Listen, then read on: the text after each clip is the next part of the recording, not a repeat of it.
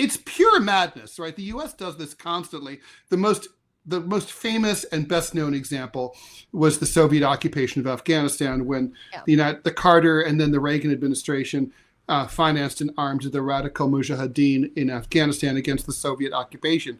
I want to be really clear. If we hadn't done that, the Soviet-backed government of Afghanistan would have remained in power. Today, women in Afghanistan would not be in burqas. They'd be in the government.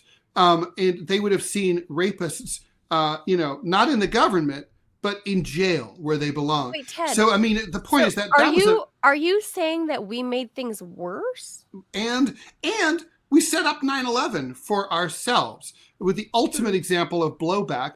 And, the Taliban rule over Afghanistan from 96 to 2001, but also the preceding civil conflict. I mean, it fueled, radical Wahhabi jihadism all over the Middle East and Central and South Asia. So, I mean, this really bit us in the ass.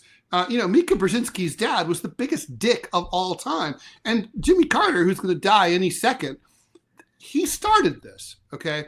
It's the he worst voted thing Kamala that he Harris.